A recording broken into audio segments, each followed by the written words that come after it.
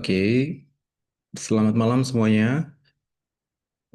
Hari ini saya akan memaparkan pentingnya penganggaran modal dalam pengambilan keputusan strategis dari PT Maju Jaya ya, sebagai sebuah perusahaan manufaktur makanan ringan yang sedang berkembang sangat pesat. Dengan pertumbuhan permintaan sampai dengan 20% setiap tahunnya, maka perusahaan menghadapi yang namanya adalah tantangan kapasitas produksi ya. Seperti kita tahu bahwa eh, ketika perusahaan dihadapi dengan pilihan antara membangun pabrik baru senilai 500 miliar atau ya membeli mesin tambah dengan nilai 200 miliar. Nah, apakah ya dengan pilihan-pilihan tersebut mana pilihan yang paling tepat? Maka untuk menjawab pertanyaan-pertanyaan tersebut kita harus mengerti, memahami konsep penganggaran modal. Lanjut pada pertanyaan, ya mengapa penganggaran modal itu penting? Ya menurut saya penganggaran modal itu sangat penting dikarenakan penganggaran modal ini bisa, bukan bisa, mungkin menyangkut investasi jangka panjang dari perusahaan, terutama dalam jumlah dana yang besar, resiko yang tinggi, serta dampak strategis pada pertumbuhan perusahaan. Dengan capital budgeting yang dimiliki oleh PT Maju Jaya, kita harus bisa memastikan bahwa dana 500 miliar ataupun 200 miliar ini benar-benar dialokasikan pada opsi yang memberikan manfaat yang paling besar. Bukan hanya dalam jangka pendeknya saja, tetapi juga harus berkelanjutan dalam jangka panjang bisnis. Lanjut soal nomor dua ya, resiko memilih alternatif termurah tanpa analisis.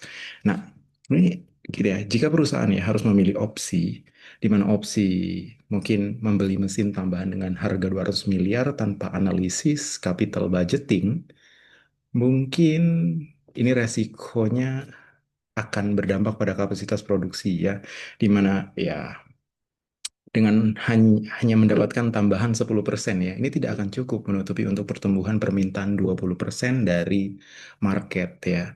Akibatnya perusahaan bisa kehilangan pangsa pasarnya juga, ya kan, di mana konsumen beralih ke kompetitor. Dan justru itu dapat menghambat pertumbuhan jangka panjang. Jadi menurut saya pemilihan dari pemilihan budget termurah itu belum tentu yang terbaik. Oke, kita lanjut ke nomor tiga. Relevansi time value of money. Ya, jadi konsep time value of money ini relevan karena ini nilai uang hari ini lebih berharga daripada nilai uang di masa depan. Di, jadi dalam menilai investasi 500 miliar ataupun 200 miliar, kita tidak hanya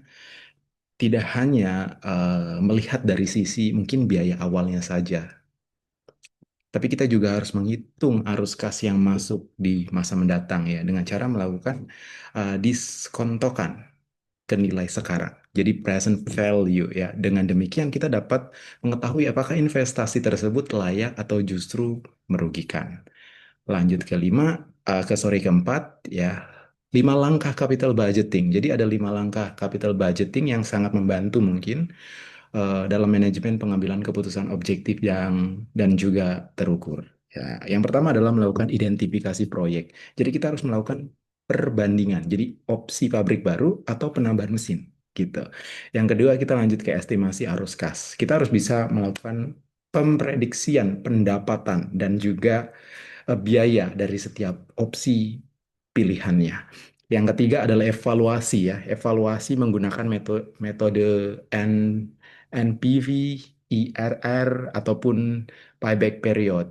Yang keempat adalah seleksi proyek. Jadi dalam seleksi proyek ini kita memilih opsi dengan nilai tambah terbesar bagi perusahaan. Yang terakhir dan yang kelima adalah implementasi dan juga review.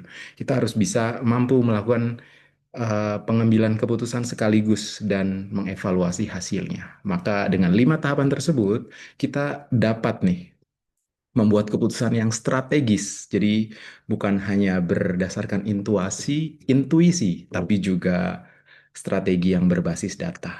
Jadi ya, mungkin penganggaran modal ini bukan hanya soal memilih investasi yang paling murah ya, tetapi juga tentang memilih investasi paling tepat yang mendukung pertumbuhan jangka panjang dari perusahaan. Dalam konteks ini adalah PT Maju Jaya. Dengan mempertimbangkan resiko, konsep time of money, time value of money, serta mengikuti proses capital budgeting, perusahaan dapat mengambil keputusan yang terukur, berkelanjutan, dan menguntungkan. Itu jawaban saya. Mungkin itu. Terima kasih.